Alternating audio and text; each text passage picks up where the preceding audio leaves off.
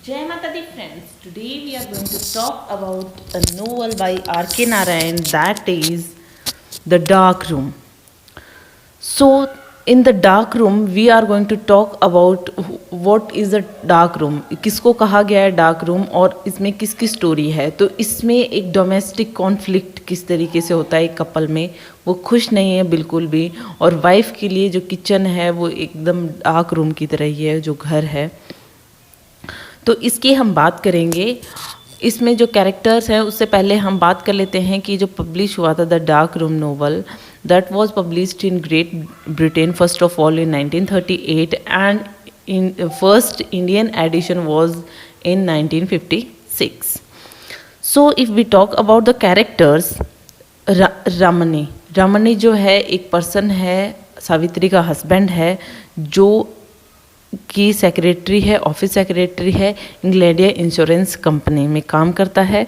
और जैसा कि हमेशा आर के नारायण जी के नोवेल में होता है, मालगुडी नाम के फिक्शनल टाउन की ये स्टोरी है और वो बहुत ही ज़्यादा क्रूअल है, साइनिकल है, डोमिनेट करता है अपनी वाइफ को। बाई नेचर बिल्कुल भी अच्छा पर्सन नहीं है रमनी जो है। सावित्री जो है दूसरी तरफ ब्यूटीफुल भी है, सेक्रीफाइस करती है, डिवोटेड है अपने हस्बैंड के लिए, लेकिन इस चीज़ से रमनी को बिल्कुल फ़र्क नहीं पड़ता कि उनकी वाइफ उनके लिए क्या करती है या फिर वो किस तरीके की लेडी है और मुझे उसके लिए क्या करना चाहिए। कमला, बाबू और सुमति, ये 3 बच्चे हैं रमनी और सावित्री के। कमला और सुमति 2 बेटियां हैं और बाबू एक बेटा है इनका। और शांताबाई नाम की एक लेडी आती है रमनी की लाइफ में और वो सावित्री के हस्बैंड को उससे मतलब उसका अफेयर हो जाता है सावित्री के हस्बैंड से, और इस चीज़ से सावित्री को बहुत प्रॉब्लम होती है। गंगू नाम की एक टीचर ने उसको बताया होता है कि सावित्री को ये बताती है कि शांताबाई नाम की एक लेडी से तुम्हारे हस्बैंड का अफेयर चल रहा है। मारी जो है वो एक ब्लैकस्मिथ, एक बर्गलर है, जो बाद में सावित्री की लाइफ में आएगा, उसको सेव करेगा, किस तरीके से हम देखेंगे। और मारी की वाइफ जो है वो पौनी है। अब हम देखते हैं इस नोवेल की story. So first of all जो स्टोरी है वो रमनी के चारों तरफ घूमती है। उसमें रमनी के बारे में है कि किस तरीके का वो पर्सन है। एक इंग्लैंडिया इंश्योरेंस कंपनी में वो काम करता है मालगुडी में, और इतना बेकार नेचर दिखाया गया है उसको, सिर्फ सेल्फ इंटरेस्ट और एरोगेंस के अलावा इसमें कुछ भी नहीं है।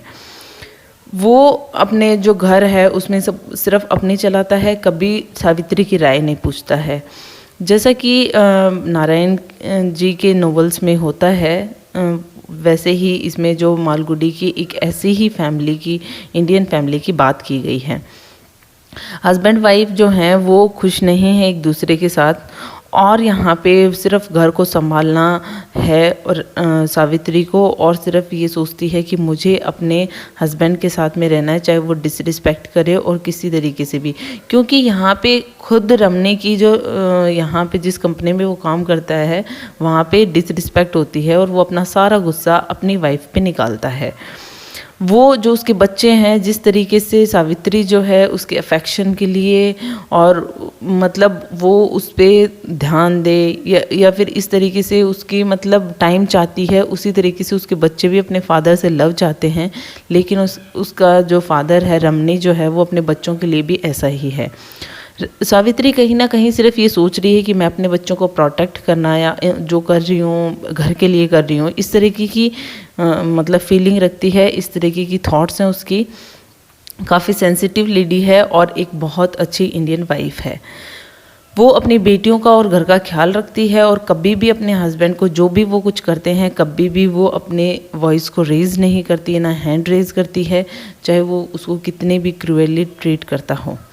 यहाँ पे क्या होता है, रमनी जो है उसको कोई फ़र्क नहीं पड़ता है इन सब चीज़ों से। रमनी अपनी फ्रेंडशिप, अपने गेस्ट अपने तरीके से डिसाइड करता है, ना वो उसको किसी से इंटरेस्ट से मतलब है, वो अपनी लाइफ अपने तरीके से जीता है।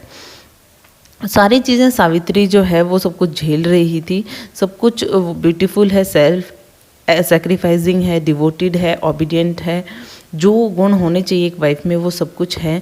लेकिन वो फिर भी कहीं ना कहीं रमनी के लव के लिए मतलब वो सोचती रहती है कि मेरे हस्बैंड इतने मतलब चेंज कैसे हैं, किस तरीके के हो गए हैं। और उनके बच्चों के लिए भी, वो बच्चे भी जो हैं अपने फादर के लिए ऐसा सोचते रहते हैं।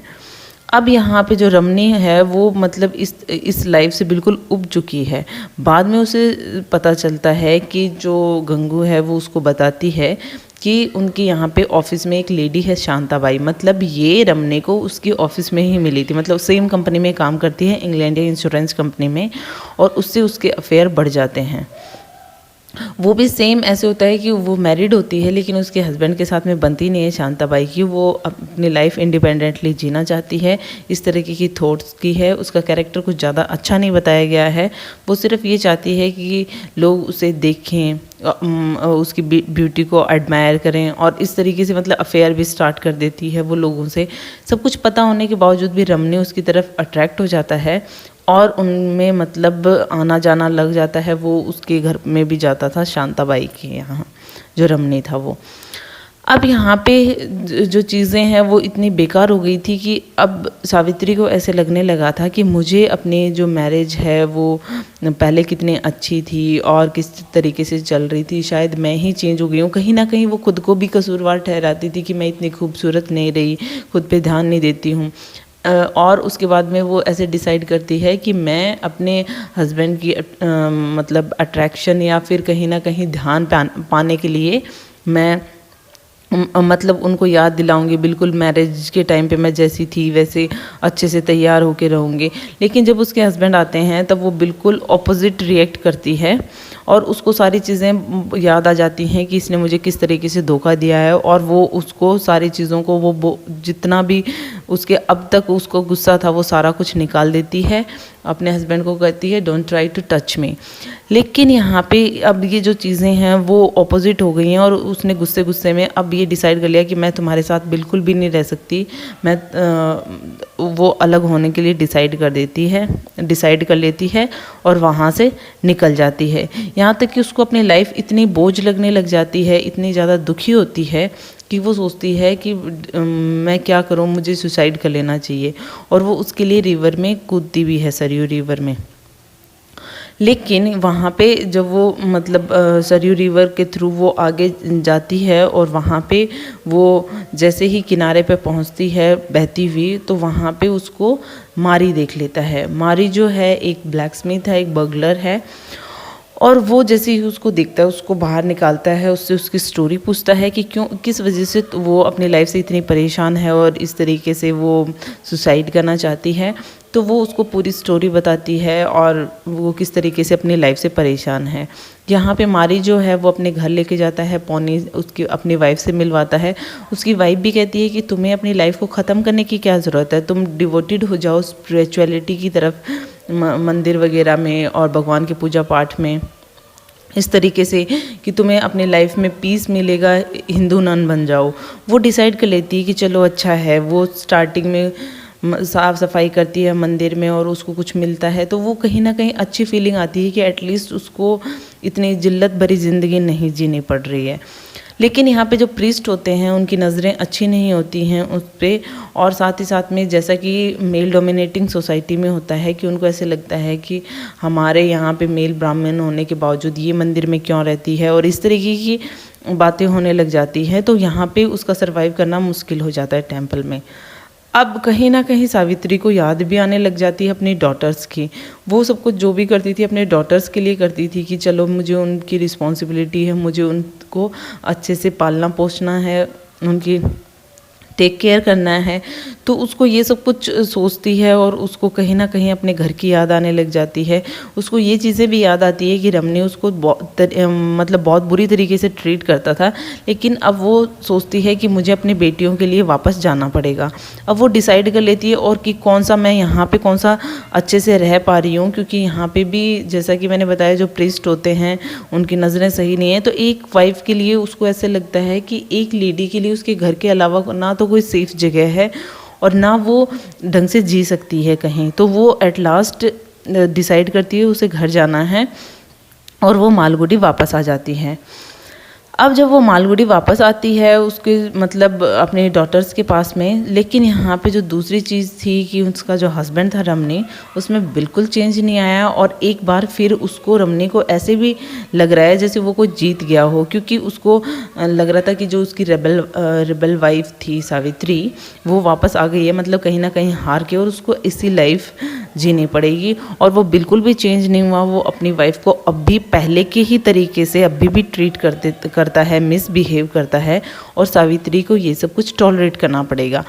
तो इस तरीके से हम ये देखते हैं इस नोवेल के अंदर कि क्या बताया गया है कि एक पैट्रियार्कल सोसाइटी में एक लेडी को किस तरीके से जीना पड़ता है, सिर्फ इसलिए कि उसको और कहीं सेफ जगह नहीं है, या फिर कहीं ना कहीं उसको ऐसे लगता है कि अगर मुझे अपने बच्चों की टेक केयर करनी है तो मुझे जिस भी तरीके से जैसे भी हालातों में रहना पड़ेगा।